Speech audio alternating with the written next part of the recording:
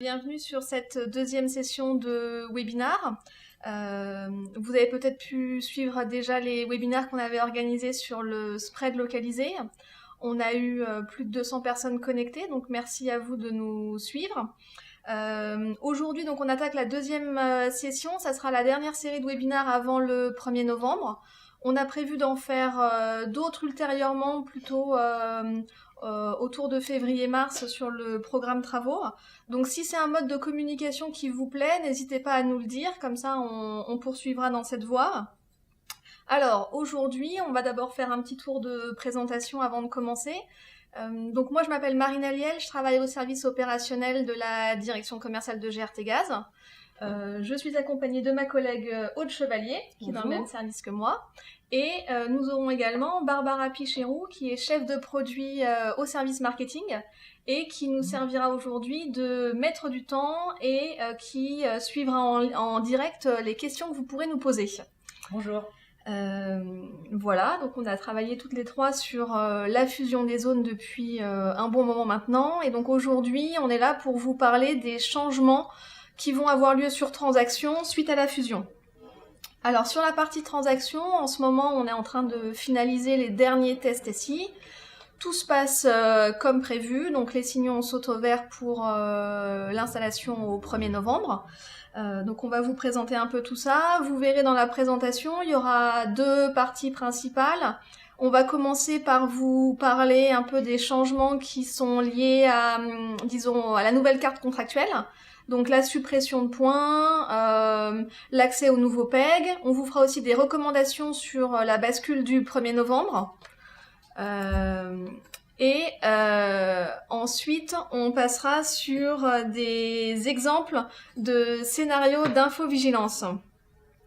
Où on vous montrera du coup des cas avec donc en vigilance rouge comment on visualise l'arrêt des ventes et en vigilance violette comment est-ce qu'on visualise une restriction mutualisée. Vous avez la possibilité de nous poser des questions en direct sur l'outil Klaxoon. Donc n'hésitez pas à vous connecter et à poser toutes les questions qui vous passent par la tête. Barbara sera là pour du coup les suivre et nous les montrer au fil de l'eau dans la présentation. Voilà, alors pour être tout à fait honnête, on a un léger souci d'ordinateur. Qui vient de redémarrer. Qui vient de... Je ne sais pas pourquoi. Voilà.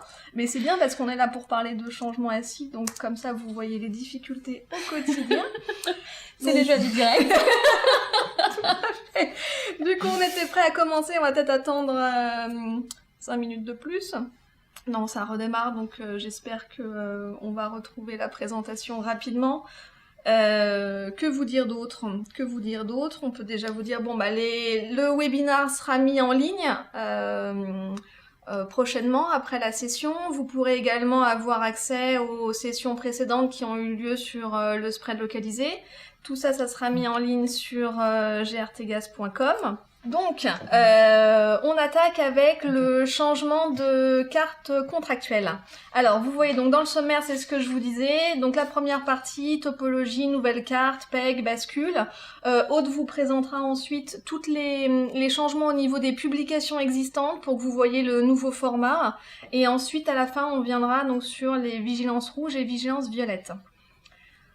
Alors, au niveau du changement de topologie, donc avec la fusion des zones, on va avoir pas mal de points qui vont disparaître. C'est essentiellement donc les points qui sont en rapport avec l'actuelle liaison nord-sud. Donc la liaison nord-sud et le point NS3 qui porte actuellement l'offre JTS. On aura également la suppression des places de marché actuelles, PEG Nord et TRS, et de tous les codes points qui ont rapport avec les pools de livraison nord et sud. Donc le pool en lui-même et les points sur les consommateurs profilés et non profilés, donc DP et DT, à la fois nord et sur la zone sud. Ces points-là vont être remplacés donc par des nouveaux points, donc un nouveau PEG unique avec comme code EG001F, un pool de livraison GRT Gaz unique, avec comme code PL001F. Alors attention, hein, le pool de livraison est unique pour GRT Gaz. Par contre, ce n'est pas un pool de livraison unique France. Vous conservez, si vous êtes présent sur le réseau Terega, le pool de livraison Terega, qui n'est pas changé.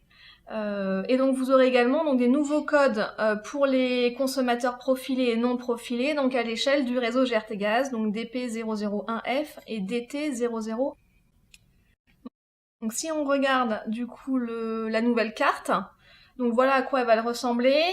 Donc pas de, donc le changement principal, donc c'est qu'on voit qu'il n'y a plus la liaison nord-sud, donc on n'a plus deux zones distinctes. On a donc maintenant un unique PEG là en orange au milieu de la carte. Un changement aussi à voyez sur la carte qu'il y a encore donc les deux stockages nord-atlantique et sud-atlantique qui sont présents. Ces stockages seront bien distincts encore au 1er novembre 2018. Leur fusion est prévue au 1er avril 2019 et donc il y aura à partir de cette date-là un stockage atlantique unique.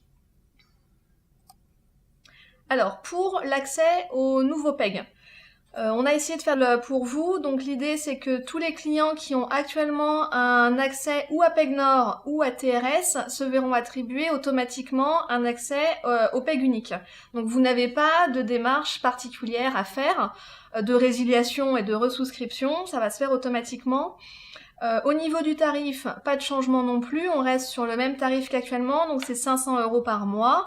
La bonne nouvelle c'est que si vous étiez présent sur les deux places de marché, maintenant vous n'aurez plus qu'un seul accès à payer.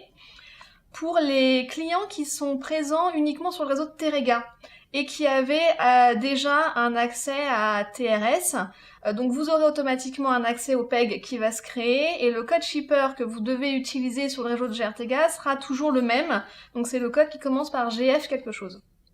Donc pas de gros changements là-dessus. Et pour finir, du coup, on voudrait insister quand même sur quelques bonnes pratiques pour que la gestion de la bascule du 1er novembre se passe bien, notamment au niveau des trades. Donc ce qu'il faut avoir en tête, c'est que tous les trades qui ont lieu sur des journées gazières post 1er novembre 2018 doivent absolument être nominés sur le nouveau PEG. Aucune nomination existante dans notre système ne sera modifiée automatiquement pour être mise sur le PEG. Donc c'est bien à vous de renominer si besoin. Vous pourrez le faire en anticipé dès le 15 octobre, donc dès la semaine prochaine en fait. Donc ça vous laissera 15 jours pour préparer vos nominations pour le 1er novembre et après. Recommandation également si vous avez des contrats qui ont été passés sur une longue période et qui sont à cheval entre du coup le 1er novembre et entre les deux zones et la zone fusionnée. Donc dans ces cas, vos nominations de ce contrat en deux. Faire une première nomination pour toutes les journées gazières qui sont jusqu'au 31 octobre, et ces nominations-là doivent porter ou sur PEG Nord ou sur TRS, et vous devez faire une deuxième nomination, donc sur le PEG unique, pour toutes les journées à partir du 1er novembre. Les clients qui sont habitués à nominer sur les prévisions de consommation, oui, tout à fait. Ce sera disponible le 15 octobre également? Non. Effectivement, actuellement, vous avez la possibilité d'envoyer vos prévisions de consommation en avance.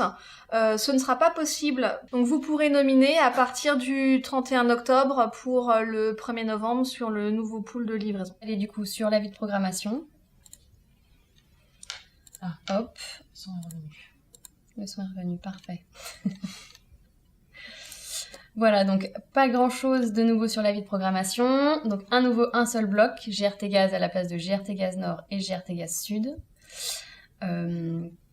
On a les nouveaux points dont Marie nous a parlé, le pool de livraison non profilé.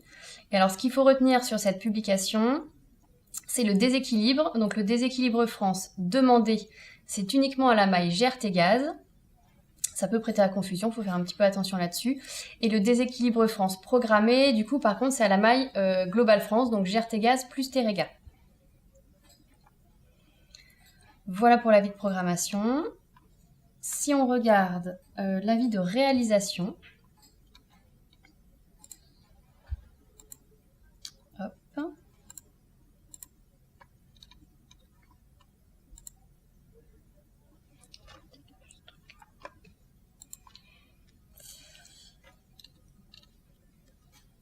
Alors, avis de réalisation, donc là pareil, un seul bloc, toujours nos nouveaux points. Et alors là, ça ne change pas au niveau du déséquilibre. Le déséquilibre trading région, c'est toujours le déséquilibre global donc de la trading région, donc France, donc Terga plus GRT Gaz. Le BJ, c'est la part GRT Gaz de ce déséquilibre. Et donc Q2, Q4, comme d'habitude, si vous avez le service Alizé ou pas. Voilà. Il y a vraiment pas, enfin, sur les publications, il n'y a vraiment pas beaucoup de changements. Hein. C'est très léger. Et donc, l'avis d'équilibrage maintenant. Hop.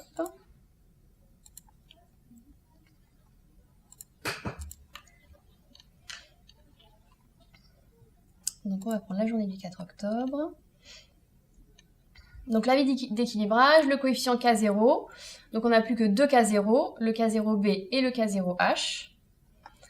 Périmètre d'équilibrage, on a vu ça tout à l'heure, donc c'est toujours les nouveaux points. Donc, il y a toujours la zone d'équilibrage B et la zone d'équilibrage H, par contre. Et des nouveaux points également sur les télérelevés, donc télérelevés GRDF et distribution et transport. Donc, avec les nouveaux points TT001H et TC001H. Et alors, du coup, avec la fusion des zones, est-ce que les horaires de toutes ces publications vont changer par rapport à ce que les clients ont actuellement? Alors non, là, ça change pas du tout. C'est vraiment exactement les mêmes horaires que maintenant. D'accord. Voilà, donc il y a vraiment rien qui change.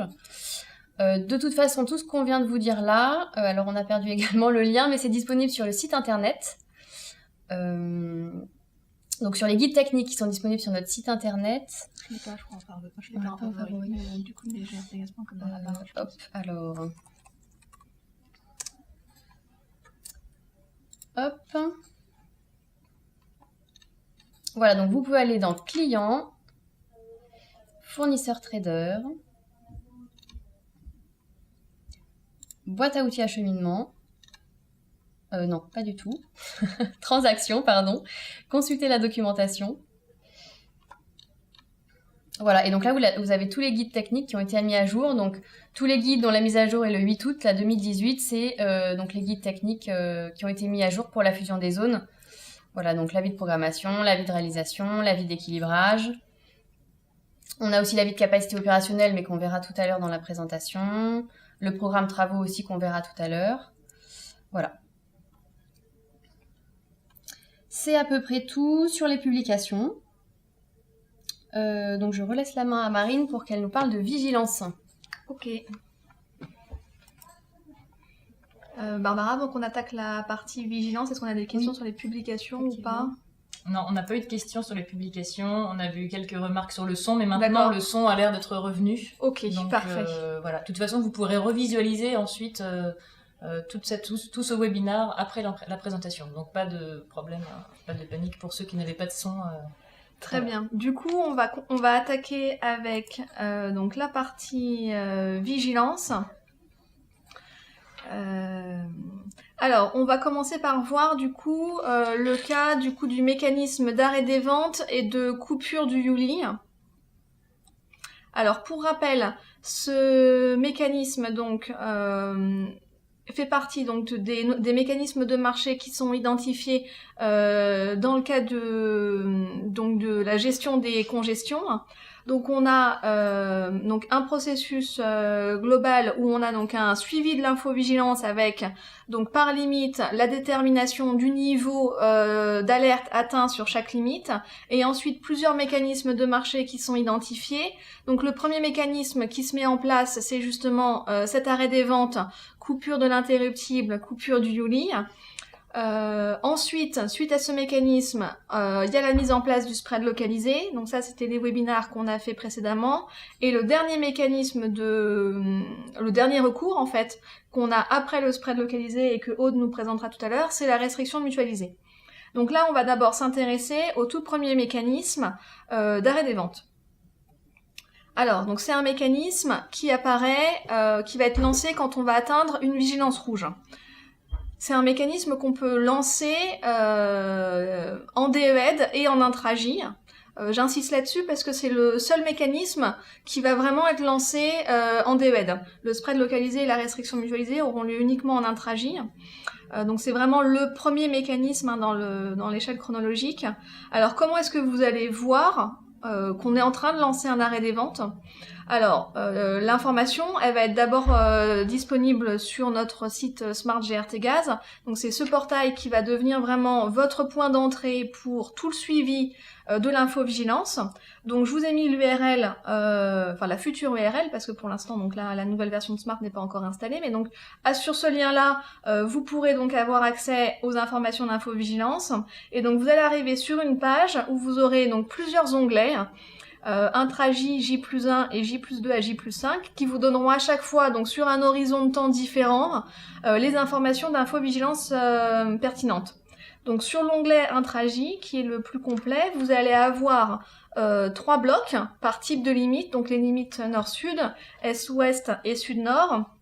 Vous pourrez voir le niveau de la vigilance, donc ça c'est un code couleur, donc le code couleur il est simple, hein. Vert tout va bien, orange on s'approche de la limite, rouge on a atteint et donc dépassé la limite et on commence à lancer des mécanismes, et violet, stade ultime, on est en restriction mutualisée. Vous pouvez également voir donc sur Smart une colonne qui s'appelle côté d'application. Donc ça c'est le côté donc amont ou aval sur lequel on appliquerait des mécanismes. Donc ça concerne l'arrêt des ventes et la restriction mutualisée. Et vous avez également ensuite du coup des colonnes avec les 3 mécanismes principaux, donc arrêt des ventes, spread localisé et restriction mutualisée, qui seront donc munis d'une petite coche si jamais ce mécanisme est déclenché. Donc là, dans l'exemple qu'on est en train de regarder, on est donc sur une journée où on voit que sur la limite NS2, on est en rouge, on applique nos mécanismes à l'amont, et vous avez donc la coche qui vous indique qu'un arrêt des ventes a déjà été lancé sur NS2. Vous allez pouvoir également voir cette information sur le portail transaction. Pour ça, on ira le consulter ensemble en direct juste après. Mais avant de consulter l'information sur le portail transaction, je continue sur Smart. Juste sous l'affichage de l'infovigilance avec les blocs des limites, vous aurez également un tableau récapitulatif qui vous donne un référentiel complet. Parce que au début, le temps qu'on devienne tous experts en limite, peut-être que de voir NS2 amont, vous n'allez pas immédiatement penser à tous les points qui sont dans cette limite. Donc là, vous avez votre tableau où vous allez voir pour chaque limite, amont ou aval, le super point qui est concerné avec la liste de tous les points individuels qui sont présents dans ce super point. Donc dans notre cas de NS2 amont, on voit qu'NS2 amont, ça comporte en fait l'interconnexion de Dunkerque, le terminal méthanier donc de Dunkerque GNL, on a Virtualis, on a Obergelbach, on a Olting qui est donc une sortie, donc qui est un point bonus. On a également du coup le stockage nord-est et nord-ouest. Et donc on va pouvoir aller sur transaction, voir comment est-ce qu'on visualise du coup l'arrêt des ventes sur tous ces points situés. Alors, donc pour ça, on est donc toujours sur notre portail, on va dans la rubrique opérations, consulter vos capacités opérationnelles et consulter les offres disponibles. Alors on va se placer sur la journée du 3 octobre. Voilà. Alors, quand vous arrivez sur un affichage, vous avez juste une liste dépliante avec écrit « Autres points ». Quand vous voyez uniquement « Autres points », ça signifie qu'il n'y a pas de super point activé ce jour-là. Donc c'est plutôt bon signe, ça veut dire qu'on n'a ni travaux ni restrictions mutualisées. Alors, quand on déplie, on voit donc la liste des points individuels qui apparaît. Et là, du coup, vous avez donc 2 colonnes intéressantes, état service Yuli et état enchère Prisma. Et vous allez voir que sur tous les points du coup qu'on a cités pour NS2 amont, vous allez avoir comme état fermé congestion.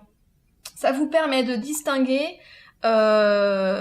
des points qui auraient été du coup coupés à cause d'une congestion par rapport à, par exemple, on voit donc IR15 c'est le point Tenière B qui lui a son Yuli fermé uniquement parce qu'il est en cours de commercialisation sur Prisma et qu'on ouvre le Yuli uniquement quand la capacité en vente sur Prisma a été complètement vendue.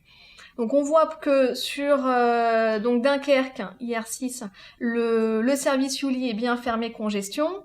Sur Obergelbach, le point IR10, on a un Yuli fermé congestion et également des enchères Prisma fermé congestion. Vous voyez que sur la ligne du dessus, IR6, on n'a pas enchères Prisma au statut fermé congestion. C'est tout simplement parce que Dunkerque n'est pas commercialisé sur Prisma, mais fait l'objet d'une commercialisation sur transaction. Donc il n'est pas concerné par cette colonne.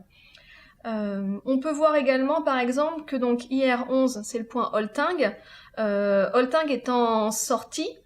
Donc nous, on a vu que nos mécanismes sur NS2, ils s'appliquent à l'amont. Donc quand on applique des mécanismes à l'amont, c'est qu'on coupe les entrées. Donc le sens sortie d'Holting n'est pas concerné par ces mécanismes, il est au contraire considéré comme un sens bonus. Donc là, les enchères sur Prisma pour Holting se poursuivent, et donc le Yuli est fermé uniquement dans un cadre de processus de commercialisation CAM classique.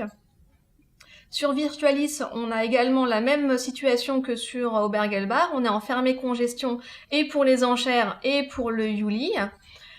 Et ensuite, pour les derniers points, donc c'est Dunkerque GNL et puis les PITS nord-est et nord-ouest, on a uniquement le Yuli qui est au statut fermé congestion, puisque ces points ne font pas l'objet de vente sur Prisma. Voilà, donc normalement c'est cet écran qui vous permet de voir finalement sur quel point vous pouvez avoir du Yuli, sur quel point vous avez des enchères Prisma qui sont en cours, et si vous n'en avez pas, est-ce que c'est à cause d'un mécanisme de congestion, ou est-ce que c'est uniquement parce que c'est le processus normal de on a des ventes et pas de Yuli. Voilà. Et alors Marine, je vois bien donc Holting en sortie, mais du coup je ne vois pas les autres points comme les stockages qui eux aussi ont des sorties et qui potentiellement peuvent être des bonus. Donc pourquoi j'ai pas ces points sur cet écran-là? C'est vrai. Alors tout à fait.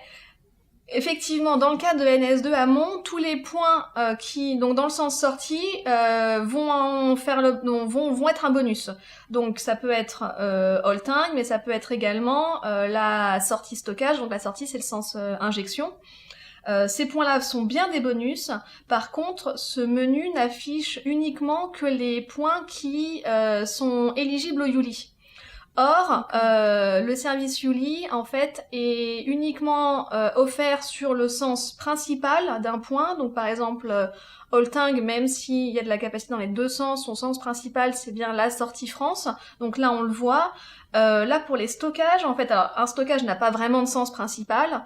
On va définir du coup un sens principal par saison.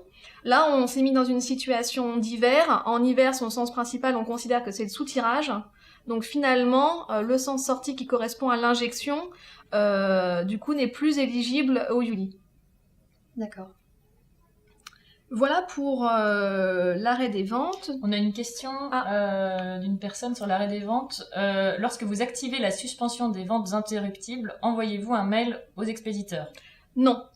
Je pense que c'est aussi les ventes fermes, puisque quand on arrête les ventes, c'est bien les ventes de capacité ferme et interruptible. Exactement. Au moment en fait où on déclenche un arrêt des ventes, on va arrêter toutes les ventes qui seront postérieures à cette décision, que ça soit des ventes fermes, interruptibles, des ventes de capacité intrajournalière, peu importe. Toute enchère qui a lieu après cette décision d'arrêt des ventes seront automatiquement suspendues. Et vous n'aurez pas d'email, donc c'est pour ça qu'on vous montre bien les écrans, parce que finalement c'est là où vous pourrez avoir l'information. Alors vous pourrez aussi la voir si vous vous connectez sur Prisma et que vous voyez que l'enchère n'a pas lieu, mais dans tous les cas vous n'aurez pas un mail dédié sur ce processus. Voilà, du coup je laisse Aude vous parler de la restriction mutualisée. Alors donc la restriction mutualisée... Hop, on repasse à la présentation. Peut-être juste avant qu'on passe à la restriction mutualisée, j'avais aussi une autre question, mais qui était plutôt sur l'avis d'équilibrage. D'accord. Donc, on revient à la première partie. Donc, concernant l'avis d'équilibrage, je vois deux lignes concernant le K0 GRT gaz H. S'agit-il d'un K0 profilé et d'un K0 non profilé? Alors, non. Alors, attendez, on va revenir du coup sur transaction. Je ne crois pas qu'il y ait deux non, il y a un K0H et un K0B. Alors, il y a peut-être 3 lignes parce qu'il doit y avoir le total, le H et le B. Mais... alors, mes petits filtres qui vont bien. Hop. Non, c'était ça. C'était... Ah oui. Oup. Hop. Alors... La journée du 4. Donc, on a bien... Alors, vous parlez... Alors, pour les cas 0, on a bien une ligne du total, une ligne B, une ligne H. Par contre, effectivement, on a 2 lignes, mais sur les périmètres d'équilibrage, donc sur les poules de livraison, où là, effectivement, on a le pool de livraison non profilé, DT, et le pool de livraison profilé, donc dont le code est DP. Voilà. J'espère que ça répond à la question. Mais il y a bien un seul K0B et un seul K0H. Oui, parce qu'on voit que la ligne totale, d'ailleurs, qui est renseignée, en fait, n'a pas de valeur au niveau du K0, parce qu'il n'y a pas de notion de K0 total. C'est une ligne totale qui est uniquement utilisée pour le déséquilibre fin de journée et les prévisions de consommation. Mais au niveau du K0, il y a bien un seul K0 en zone H, un K0 en zone B. C'est ce qui a été normalement présenté en GTG avec les distributeurs. Alors, j'ai également une réaction sur la réponse à la question d'avant. Non, par rapport au fait qu'il n'y ait pas de mail sur l'arrêt des ventes, une remarque qui nous dit « C'est dommage, ne pourriez-vous pas envisager l'automatisation d'un email ? Nous ne souhaitons pas surveiller quotidiennement le site internet. »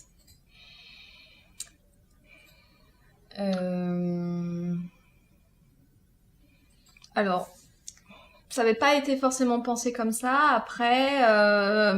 Après, si dans le cadre du REX, c'est une remarque qui ressort fréquemment, il y a rien techniquement qui nous empêche de le faire. Je pense que l'idée, c'était plutôt de ne pas non plus vous noyer sous les communications. Vous avez vu que vous avez des mails, par exemple, pour les spreads localisés. Vous aurez également des mails sur les restrictions mutualisées. Donc c'était plutôt sur des mécanismes qui vont impacter vos nominations, vos capacités. Là, l'arrêt des ventes, ça ne touche pas à votre portefeuille, ça vous empêche juste de souscrire plus.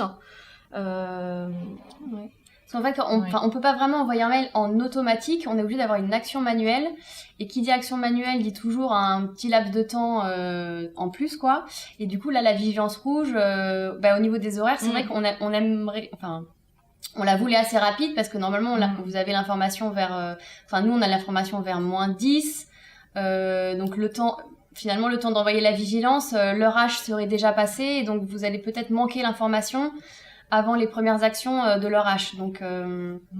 Oui, mais c'est aussi, effectivement, si on reçoit très rapide. Si on reçoit nous, on décide de couper les arrêts des ventes vers -10 pour les 10 minutes suivantes. Si on est dans le cadre d'une arrêt des ventes en intra-J où on a des enchères toutes les heures. Donc c'est vrai que vous pourriez recevoir un mail alors qu'en fait, vous êtes déjà allé sur Prisma et l'enchère est déjà coupée, en fait. Donc c'est vraiment pour que ça aille vraiment vite et que ce soit instantané, quoi. Vous ayez l'information, du coup, que vous ayez ce réflexe mais normalement, je pense qu'il y a des requêtes... Alors après, on viendra du coup tout à l'heure dans la présentation. Je vais vous montrer comment est-ce qu'on peut faire des requêtes API donc automatiques sur Smart. Si vous voulez pas être en présentiel devant votre écran, vous pouvez mettre en place une requête pour que votre système d'information récupère toutes les informations de vigilance et là ensuite mettre des alertes chez vous pour dès qu'on est en rouge et que des mécanismes sont lancés, que vous ayez une alerte qui se produise, quoi. On y viendra après. On y viendra tout à l'heure. Alors, j'ai maintenant une réaction sur la question d'avant, sur la VE. Donc, en fait, la personne parlait du fichier qui était dans le fichier Word présentant les documentations techniques, donc envoyé en note. Donc, il parlait pas, je pense, de l'écran transaction que tu montrais. Il parlait du fichier... du fichier exemple, du guide technique. Oui, donc la question... la question, c'était l'histoire des 2 lignes pour le K0, là. D'accord. Est-ce que dans ce fichier-là, il y aurait 2 lignes pour le K0 Normalement, le fichier exemple doit refléter exactement la publication qui est sur transaction. C'est censé être exactement le même... Parce que sur l'écran, on voit 2 lignes, mais si on téléchargeait la publication en CSV, on a exactement... Du coup, je me note, on va vérifier il y a peut-être une coquille dans le guide technique, je vais vérifier, on vérifiera du coup et on vous enverra une mise à jour si... Oui. Ou si cette personne a encore un doute, elle peut toujours, pour ce genre de questions techniques, nous écrire à notre adresse transmission-ops@grtgas.com pour remonter la remarque. Et puis comme ça, on vérifiera si jamais le fichier exemple n'est pas aligné. D'accord. On n'a pas de nouvelles questions, donc je pense qu'on peut partir sur la restriction mutualisée. Alors, c'est reparti. Donc, la restriction mutualisée, alors, quand est-ce qu'elle se déclenche? Donc, si on prend un exemple, vous faites vos nominations à H-2. Hop, elles sont programmées un petit peu avant leur H, et donc ça nous fait dépasser une limite, donc on atteint la vigilance rouge. Comme on a vu, on lance un spread localisé, et c'est dans ce cas-là, donc si le spread localisé est infructueux, qu'on va déclencher une vigilance violette, et donc une restriction mutualisée. Est-ce qu'on s'attend à avoir beaucoup de restrictions mutualisées cet hiver, Aude ? Alors non, normalement c'est quelque chose qui va être très rare parce que on pense que le spread localisé va vraiment être un mécanisme qui va bien marcher, et du coup on pense vraiment qu'on a très peu de risques de passer en restriction mutualisée. Donc où est-ce que vous pouvez voir donc la vigilance violette, toujours sur Smart, donc l'écran que vous a présenté Marine tout à l'heure. Donc dans notre exemple, NS2 Amont qui était en vigilance rouge passe en vigilance violette. On a donc la petite coche de restriction mutualisée, enfin la case de restriction mutualisée qui est cochée. Et comme la vigilance violette est toujours après une vigilance rouge et un spread localisé, on aura toujours la case du spread localisé coché, ainsi que celle de coupure interruptive Yoli et arrêt des ventes. Donc sinon, contrairement à la vigilance rouge, là on va vous envoyer un mail que vous avez ici, donc qui viendra de l'adresse info-vigilance-grtgas-terega.fr. Donc dans ce mail, on vous donnera la limite atteinte avec le côté d'application, la CTE horaire et son heure d'application. On vous donnera également donc les points qui sont impactés, bien que la restriction mutualisée se déclenche vraiment au niveau du super point, contrairement à l'arrêt des ventes qui est vraiment un déclenchement par point, où on arrête le Yuli, où on coupe les ventes par point. Là, vraiment la restriction mutualisée sera au niveau du super point, mais on vous donne quand même les points, puisque l'impact sera bien sur les programmations que vous avez sur vos points. Quoi dire d'autre sur ce mail? Vous aurez en pièce jointe la liste que Marine vous a présentée, qui est sur Smart avec la liste exhaustive des super points. Et dans le mail, on vous parle aussi des super points aval. Donc là, pas de panique, on vous en parle pas tout de suite, parce que cet hiver, on ne fera pas de super points à l'aval. Voilà, donc on vous refera des ateliers de présentation au premier trimestre pour vous expliquer vraiment comment marchent les super points à l'aval, qui sont cette histoire de super points communs avec Terega. Et voilà, donc c'est toute une autre mécanique, mais qu'on n'aborde pas maintenant, puisque il n'y aura aucun super point à l'aval cet hiver. Voilà, et donc l'impact de cette restriction mutualisée, donc vous allez la voir sous transaction. La restriction mutualisée va impacter le cycle suivant, donc qui commence à H+2 et qui est programmé à H+4. Et donc les données seront disponibles sous transaction à H+2 et quelques minutes, donc sur le programme travaux ou alors vos capacités opérationnelles. Et c'est ce qu'on va voir maintenant. Hop. Sur transaction.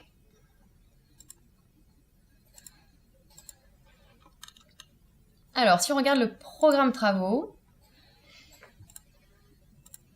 on se met toujours sur notre journée du 4 octobre.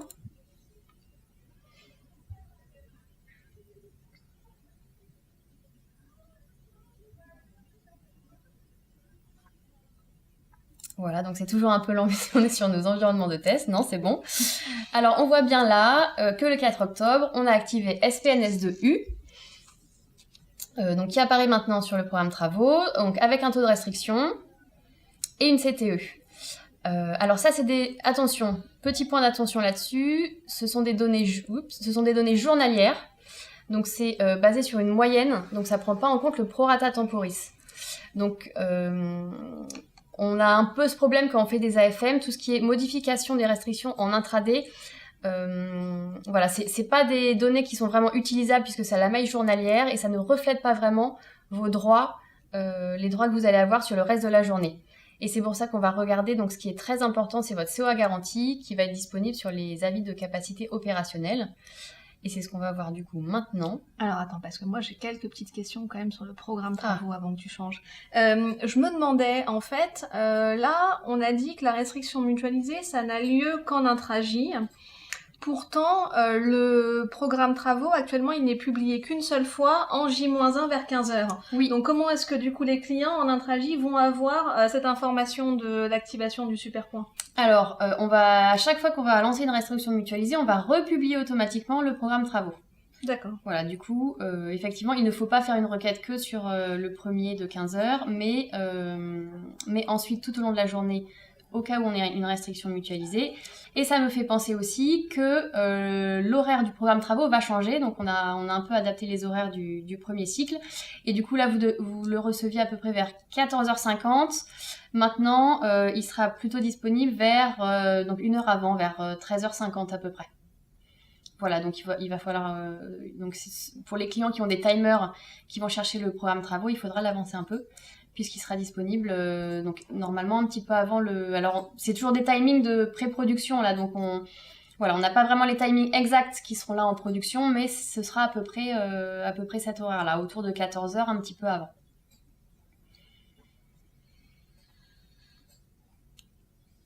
Voilà. Et donc, l'avis de capacité opérationnelle, donc vous allez sur Opération, consulter vos capacités opérationnelles. Et donc, si on regarde notre journée du 4 octobre,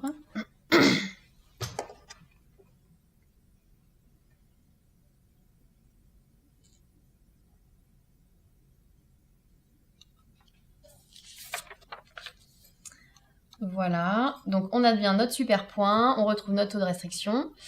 Votre COE qui également est à la maille journalière, donc pareil, attention, c'est pas une donnée qu'il faut vraiment utiliser quand on est en restriction mutualisée. Ce qui est important, donc c'est la COA garantie. Donc la COA garantie, en fait, c'est votre quantité déjà passée sur les heures passées et vos droits, donc votre COE horaire sur les heures futures. Donc c'est vraiment finalement ce que vous pouvez nominer en étant sûr de ne pas être coupé. Voilà, donc ça c'est très important en cas de restriction mutualisée. Vous avez aussi la COA prévue qui est intéressante aussi. En fait, c'est un peu comme la COA garantie, donc c'est la quantité déjà passée sur les heures passées. Et par contre, sur les heures futures, c'est votre dernière programmation GRT Gaz. Donc si vous avez été programmé avec du Youli, ça prend en compte ce Youli. Ou alors si vous avez nominé en dessous de vos droits, ça prend ça en compte. Donc c'est aussi intéressant de connaître sa COA prévue. Donc c'est bien les COA garanties et prévues qu'il faut suivre et pas la COE ou le TRF en fait. Voilà, tout à fait. Tout ce qui est journalier, COE, TRF, CTE, voilà, mieux vaut mettre de côté quand on a donc soit un AFM, soit une restriction mutualisée. Voilà, et alors donc j'ai oublié également de vous parler de l'écran que vous a montré Marine tout à l'heure, qui est où on voit l'état du service Youli, puisque quand on fait une restriction mutualisée, on réouvre le Youli. Du coup, si on regarde l'écran d'offres disponibles, comme tout à l'heure, alors on a le super point qui s'est activé, donc il apparaît ici, on a un petit tableau spécifique pour le super point, et ensuite on a les autres points, et là on voit que à chaque fois qu'il y avait écrit fermer congestion, le service Youli s'est réouvert donc pour la restriction mutualisée.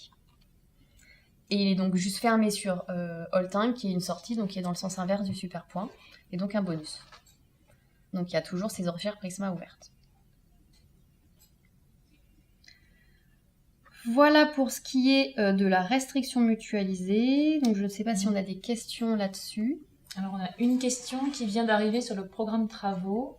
Alors je suis pas sûre de bien comprendre la question. Le programme travaux comprend un nouveau code ou un code de superpoint?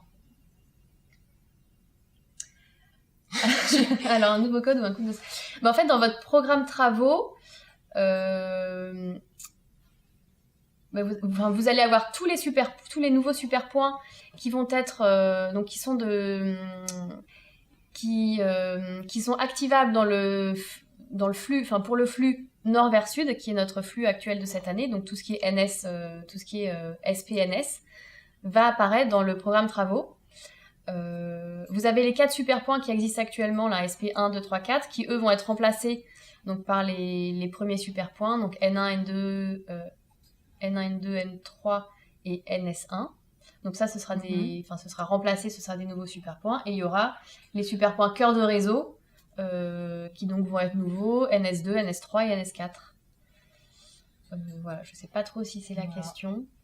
Normalement, vous avez déjà reçu du coup dans la mise à jour, la prévisionnelle du mois d'août, de septembre plutôt qu'on a envoyé récemment. Il y avait une pièce jointe avec l'ensemble des codes. Oui, tout à fait. Donc si vous avez une question, une interrogation, vous pouvez regarder. C'est vraiment le format qui sera dans la transaction en février. Donc vous pouvez vraiment regarder. Voilà, il n'y a pas de nouvelle colonne. Il y a tous ces super points qui ont été ajoutés. Et voilà. Et vous pouvez trouver quelque part, je crois qu'on a une liste des super points quelque part dans nos fiches sur internet. On a sur Smart on a sur Smart ce qu'a montré Marine. Et oui, donc on peut peut-être pour regarder dans les fiches en savoir plus. Ouais, on peut peut-être vous montrer du coup l'accès à toutes les fiches en savoir plus. Donc il y en a pas mal qui sont arrivées. Hop, donc si on repart si on repart du début, c'est toujours pareil, c'est client. Hop. Client, fournisseur, trader. Et donc là, si on va dans la boîte à outils acheminement, accès au descriptif de l'offre. Et donc, en fait, là où vous avez écrit nouveau, à peu près, c'est toutes les nouvelles fiches.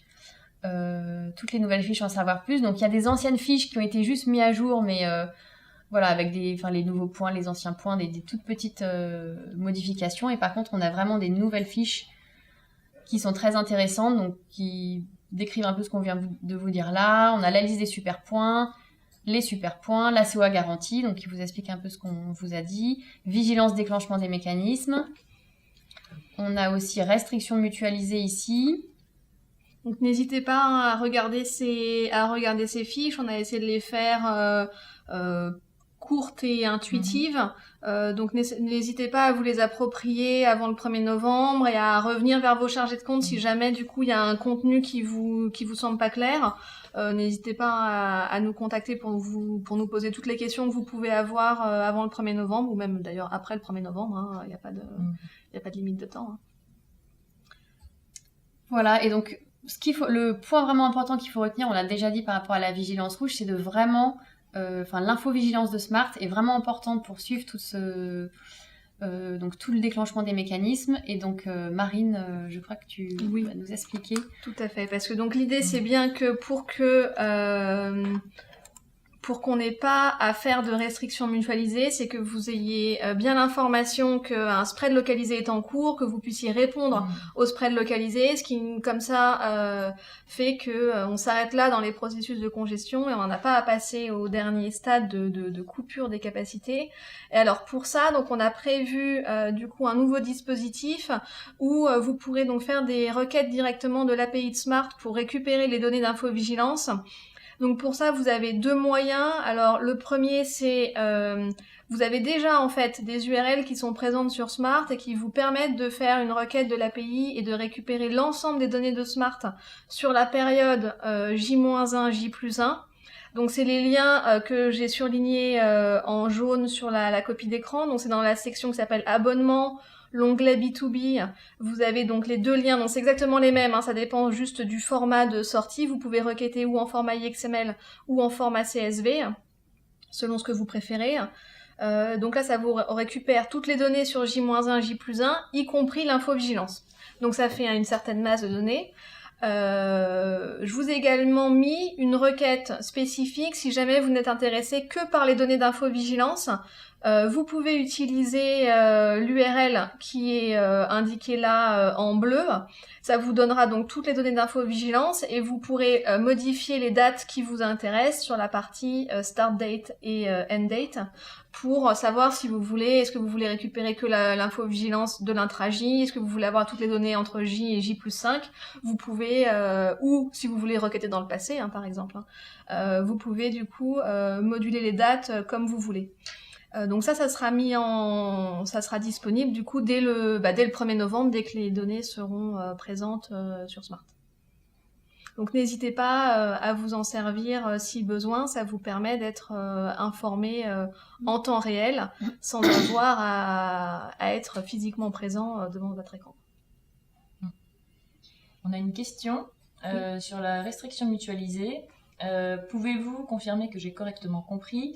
Le taux de restriction mutualisée s'appliquera sur les heures restantes au prorata ? Alors le taux de restriction que vous voyez sur transaction, c'est celui-là qu'il ne faut pas regarder.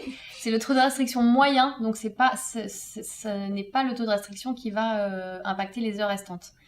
Vous avez pas vraiment, vous pouvez pas voir ce taux de restriction quelque part. Voilà, il est affiché nulle part. C'est pour ça qu'il faut vraiment, cette SOA garantie finalement, vous avez juste le final du calcul finalement de ce que vous allez pouvoir nominer. Voilà. Alors vous avez dans le mail de communication, ce sera la CTE horaire. Donc après, vous pouvez peut-être vous-même recalculer le taux de restriction en prenant donc cette CTE horaire avec la somme des COS divisée par 24 qui est la COS horaire. Mais bon voilà, c'est pour ça que vraiment on insiste sur la SOA garantie qui est l'information utile lors d'une restriction mutualisée. Okay. J'ai pas d'autres questions pour l'instant, n'hésitez pas à poser des questions. Il nous reste encore quelques minutes, donc voilà, donc peut-être en attendant que vous posiez vos questions. En conclusion, donc on a parlé plusieurs fois, donc l'infovigilance vraiment important. Bien faire vos nominations, donc le point PEG donc, sera ouvert dès lundi prochain, donc oui. Pensez à bien faire vos nominations à l'avance. Appelez-nous pour qu'on vérifie si les nominations sont bien passées ou pas. Toutes les infos là, donc sur le webinaire, comme celui pour le spread localisé, seront disponibles ensuite donc dans la foulée sur notre site internet. Il y a une autre session le 18 en anglais, si jamais vous avez des collègues qui ont loupé celle d'aujourd'hui. Tout à fait. Et donc, alors nous, on va vous envoyer quelques mails de communication là jusqu'au 1er novembre. Donc demain, normalement, on va vous envoyer un premier mail de com avec toutes les infos sur la bascule, donc en rappelant le jour du 15 octobre, etc., en faisant un petit récapitulatif. Autour du 20 octobre, on vous enverra donc le vrai mail que vous avez l'habitude de recevoir avec donc tout le dispositif de bascule, voilà, coupure des nominations, ouverture du Yuli, etc. Pour l'installation de la nouvelle version. Voilà, pour l'installation de la nouvelle version. Et on aura aussi un mail de communication sur le changement d'heure qui sera le week-end juste avant le 1er novembre. Voilà. Alors j'en profite pour vous dire que vous avez dû voir un petit rectangle rose qui s'est affiché, c'est pour que vous puissiez nous donner une note sur ce webinaire, puisque c'est un nouveau moyen de communication qu'on utilise, et donc c'est important pour nous de savoir si ce mode de communication vous convient, si que vous nous notiez par rapport à notre intervention d'aujourd'hui, pour qu'on sache un petit peu si on continue dans cette voie avec les webinaires. Donc n'hésitez pas, ça se fait vraiment très rapidement en un clic. Et vous pouvez encore poser quelques questions. N'hésitez pas. Et puis sinon, de toute façon, si après avoir réfléchi à la présentation ou consulté les fiches en savoir plus ou les guides techniques, vous avez d'autres questions, n'hésitez pas à contacter tous vos chargés de compte opérationnels habituels. On se fera un plaisir de répondre, d'essayer de répondre en tout cas. Voilà, donc on est à votre disposition jusqu'au 1er novembre. Et puis si on n'a pas de questions, on va peut-être clore la session. J'espère que Oui. vous avez pu nous suivre malgré les petits Oui. couacs du début.